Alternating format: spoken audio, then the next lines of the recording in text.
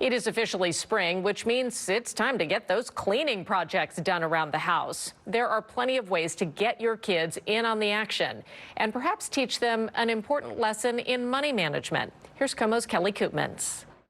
Is your to-do list around the house ever growing? How about some helping hands, even if they are the littlest hands in the house? This is a good opportunity to teach kids something they're going to have to do the rest of their lives, like that, right? I spoke with Gregg Murset, the creator of BusyKid, a debit card and chore app meant to educate kids about the importance of spending, saving, investing, and sharing.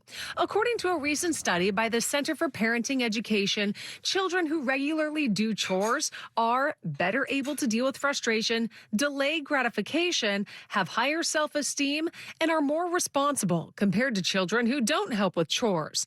So how can you make it fun? Gregg says, first, get the tunes going. I know that sounds kind of silly, but turn it into a little bit of music. Next, switch it up. Let them do chores they don't typically do. Lastly, Gregg says it's a chance to teach a lesson in finance by connecting some chores to money. He said every family is different, but offer a dollar amount that gets the kids motivated. Don't just let them earn it and burn it. If they earn it all, you're not really doing much except incentivizing them to keep doing that. Gregg created the BusyKid app where kids can see how much money they have and then make decisions on how to save, share, or spend it via a debit card.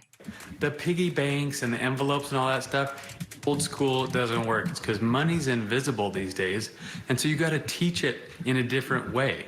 Kelly Koopmans, KOMO News.